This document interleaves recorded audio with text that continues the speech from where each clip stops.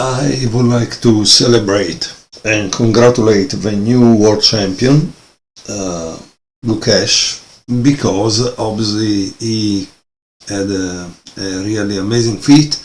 Obviously he worked very hard at chess and achieved something amazing. The game I would like to show you today was played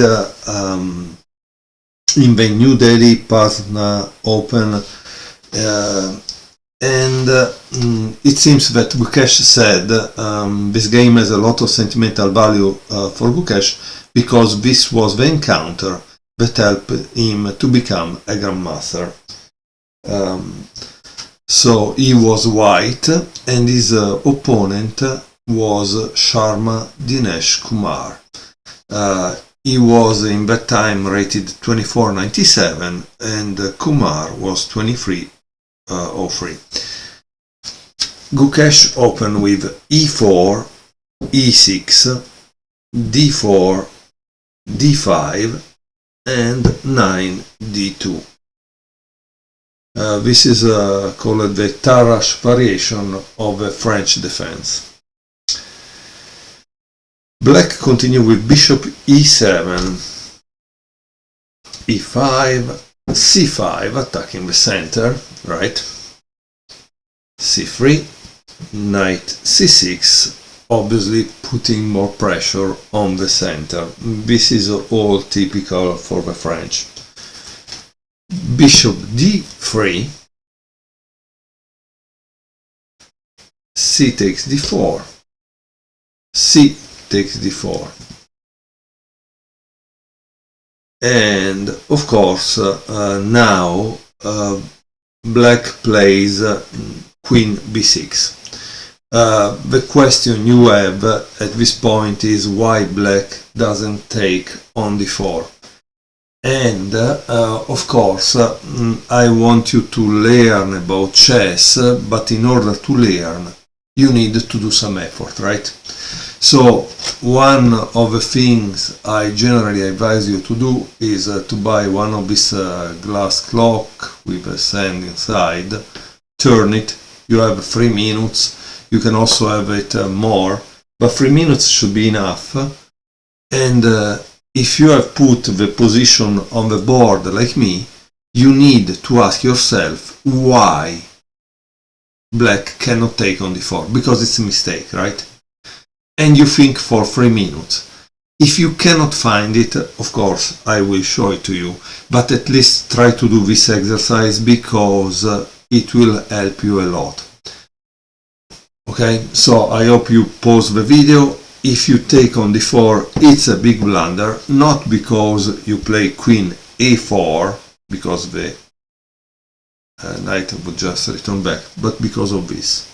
Queen g4, which attacks g7 and the knight on d4.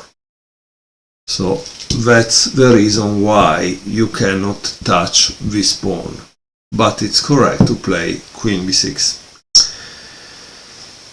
Okay, so how does white continue? Because now queen d6 it's real in a sense, we attack on that, so you need to defend it, right? And of course you also have another problem. This is the opening, you need to bring out your pieces. So what do you play next? Gukesh continued with knight d f3 and black played knight h6. Now, one of the possibility at this point is to play bishop takes h6, but the problem is the following, obviously. Do you really want to open a file in front of where you're going to castle? Because for sure you cannot castle on that side, which also has an open file, right? And so this kind of move, knight h6, is a kind of provocation and beg the question to white, are you going to take? Do you have that kind of courage? Well, now, if you were a computer, probably you would do it without problems and continue without any problem. But since humans are not computers, probably to take on h6 maybe not the best idea. So how did Gukesh continue after? He played knight e2. To which black continued with a move that is considered dubious, f6. E takes f6, bishop takes f6, castle, knight f7. And once more you should pause the video and try to guess what is Gukesh's next move, because in this way you will see if you are strong like the champion. Again, why to use a 3 minutes? Because today's time control are clearly faster than maybe in Fischer's time, where they also had adjournments. And so you should habit yourself to think for a reasonable amount of time, and 3 minutes can be that. So what would you play if you were white? Gukesh played knight f4, an amazing move because he's sacrificing the pawn on d4. But why is sacrificing the pawn on d4?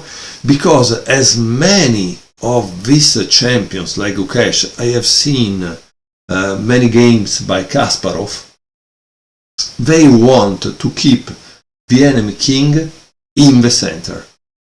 And so we can learn this lesson of keeping the enemy king in the center from the classics, like sometimes happened to Morphy's game, or games of more than 100 years ago, or we can see it as a path that every of these champions, Gukesh, Carlsen, Kasparov, does in their career when they are growing, because they have these amazing attacking skills.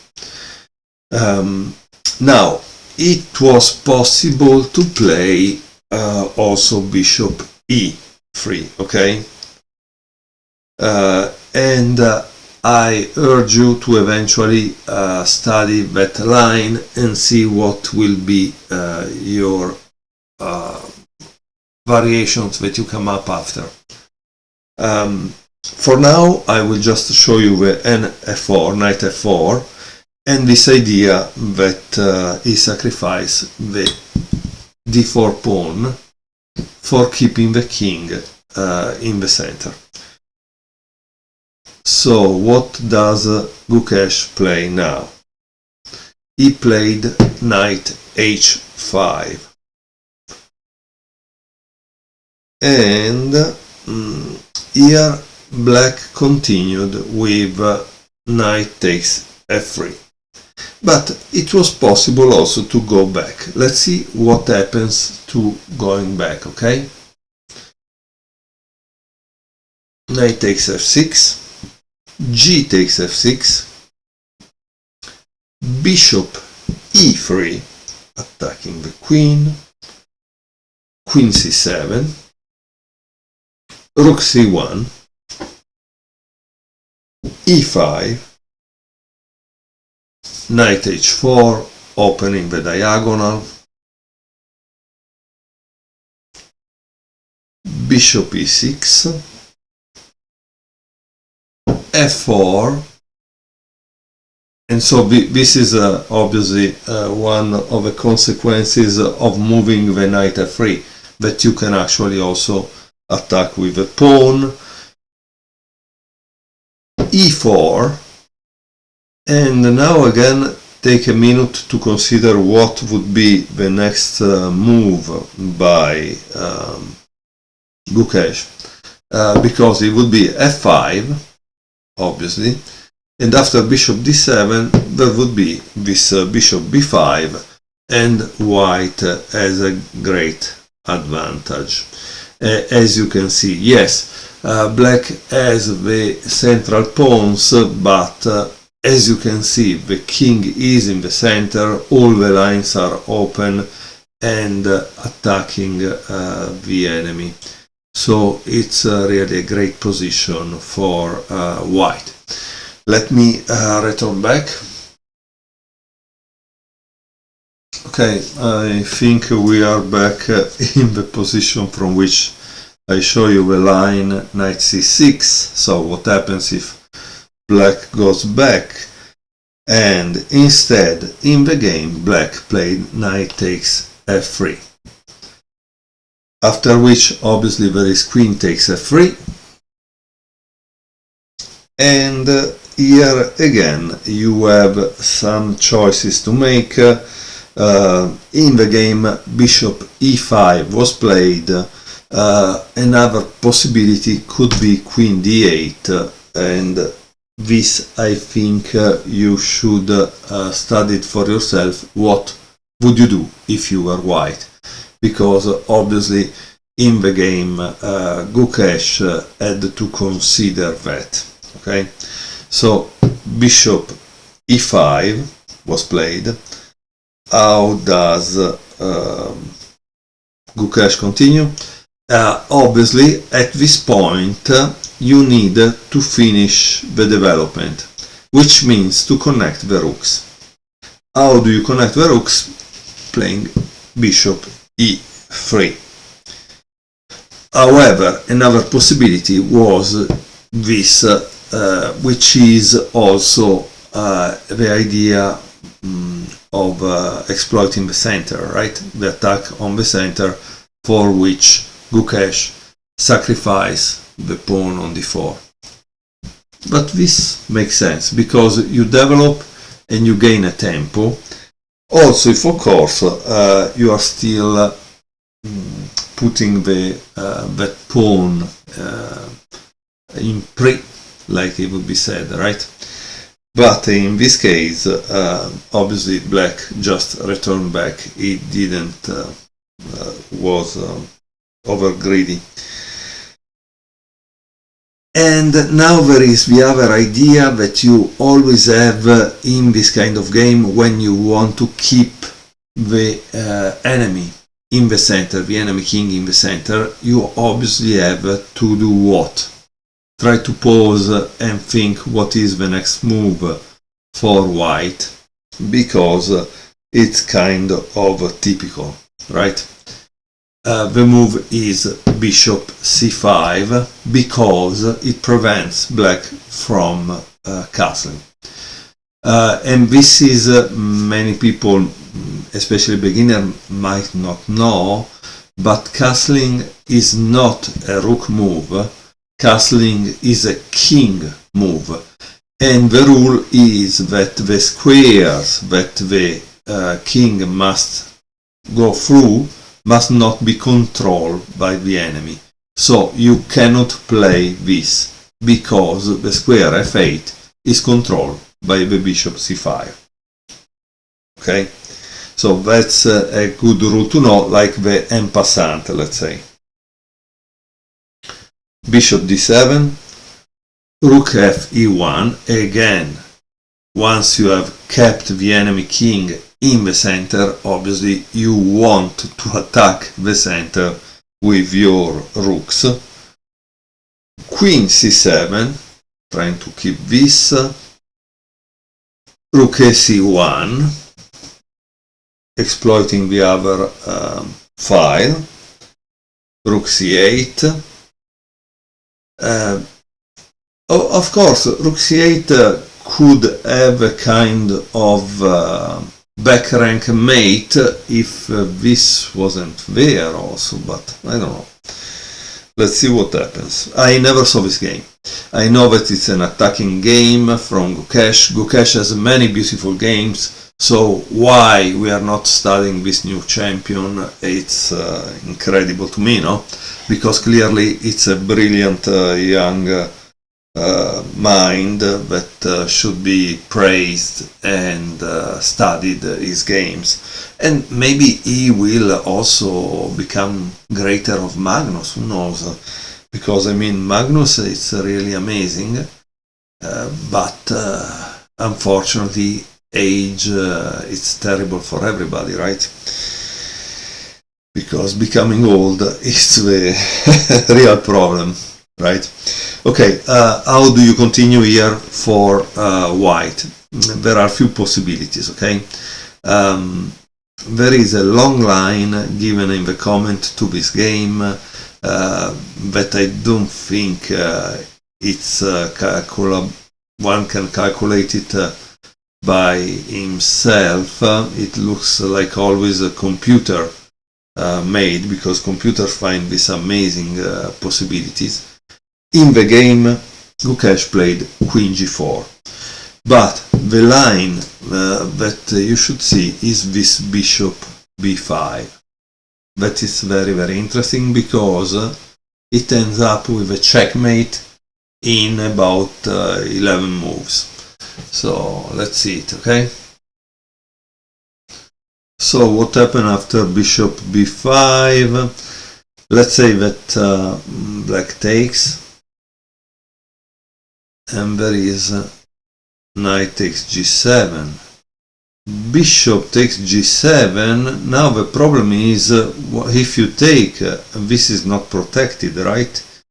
So obviously there is rook takes E6. And here you can start to see a possible mating net. King D8. Queen takes D5. Probably, yeah, if you were white, you would calculate up to here and conclude that it's okay, because you're going to get your material back, you're going to win. What I doubt is to calculate all up to the end of the line, because it takes a huge amount of time generally. So Queen D7, Bishop E7, opening the file so the king cannot escape. King E8. And now there is a very interesting move. Look how you go back, but you keep this line open, this file open. Okay, Bishop B4. Where do you go? You cannot go here. Where do you go? Obviously you go back, right? But now Bishop A5, B6 to block, and there is rook takes C8, king takes C8, Queen A8, King C7, Queen takes A7,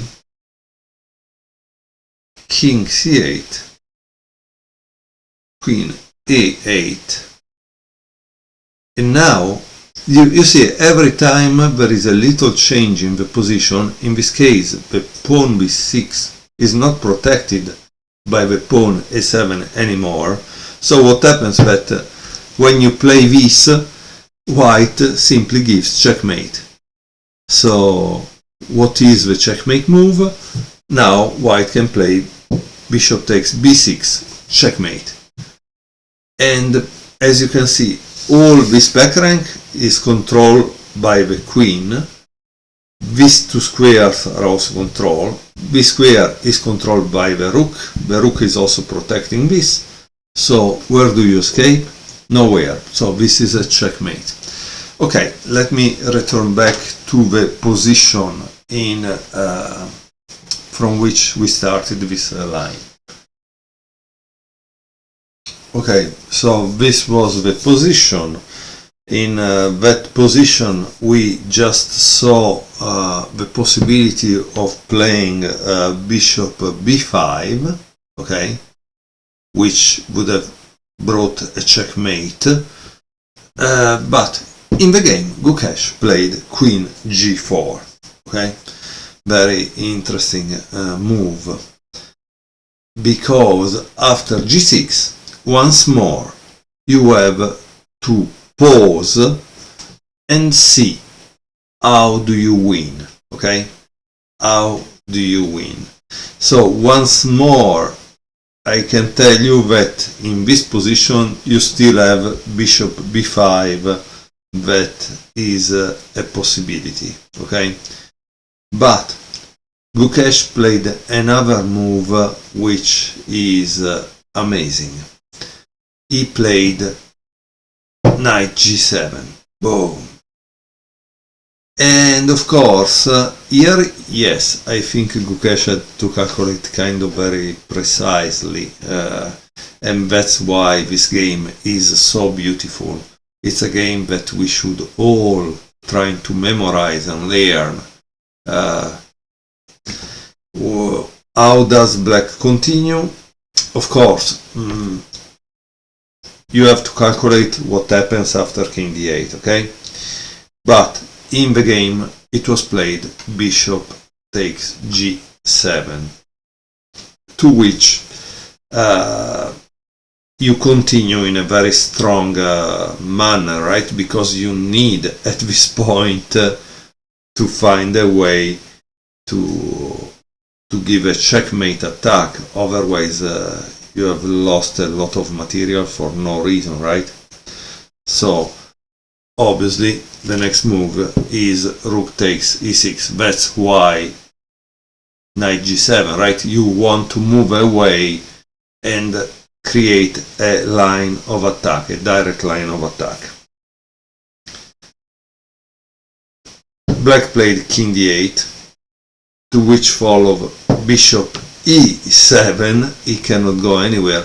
As you can see, it's beautiful because there is then a discovery check after when the king returns here, and so you need to know where your bishop will go and why. Okay, so after king e8, bishop d6, and after this, obviously, bam, right? To which he followed rook takes c7, right? And up to here we are all with that. After which you still have a problem here, right? You want to exchange this, and you do it.